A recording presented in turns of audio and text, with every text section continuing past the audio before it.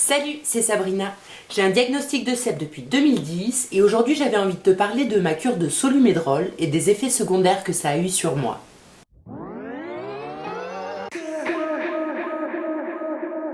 J'ai fait une poussée de sclérose en plaques et souvent dans ces cas-là, on te prescrit une cure de bolus de Solu-Medrol de 3 ou 5 jours, soit à l'hôpital, soit à domicile.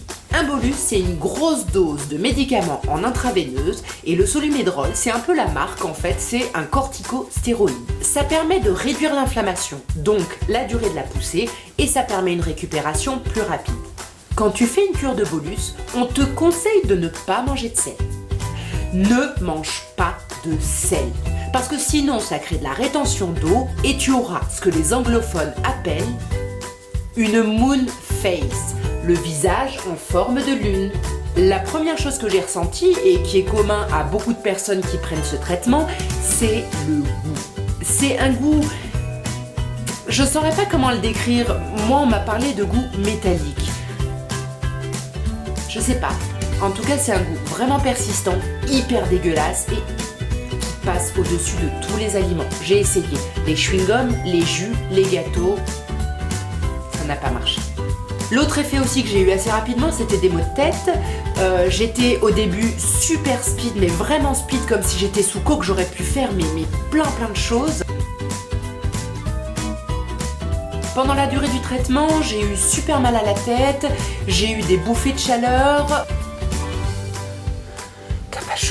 Il faut savoir que la cortisone, en fait, c'est un dérivé d'une hormone qu'on a tous, le cortisol, et entre autres, c'est l'hormone du stress et du réveil.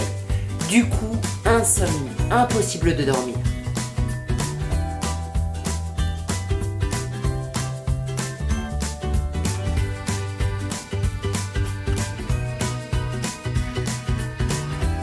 Au bout de 2 jours, j'avais super mal aux bras, aux jambes, partout. J'avais l'impression d'être passée sous un rouleau compresseur. Quand tu finis tes 3 ou 5 jours de bolus, tu pourrais croire que ça va aller mieux. Mais pas du tout. Parce qu'après, tu as le deuxième effet qui se trouve. Encore des maux de tête. Le côté speed se transforme complètement et là, tu es carrément épuisé. Mais quand je dis épuisé, je sais pas si tu as déjà fait une anesthésie générale. Et ben tu vois ce moment-là où tu es en train d'émerger de cette anesthésie et que tu essayes de lutter pour te réveiller mais que tu n'y arrives pas. Et ben c'est un peu pareil. J'ai eu aussi tous les symptômes de l'angine, sans la douleur. La gorge hyper gonflée, j'avais vachement de mal à avaler, je toussais aussi pas mal. Après j'avais super faim, je faisais que bouffer. J'ai eu aussi des boutons. J'ai eu super mal à l'estomac, un peu comme si j'avais un revival des fêtes de fin d'année. Et ces maux d'estomac, ça m'a donné du muguet à la bouche et... J'ai une mycose, ça me démange, ça me brûle. Ça fait mal, ça pique et ça gratte. Ah oh mon organe génital. Voilà, c'était un peu les effets secondaires que j'ai eus, j'en oublie peut-être. En tout cas, sache que personne ne réagit pareil, mais je pense que tout le monde a au moins le goût dégueulasse dans la bouche ou un autre effet secondaire.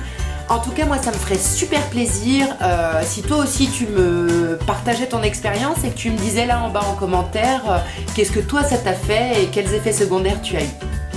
À bientôt!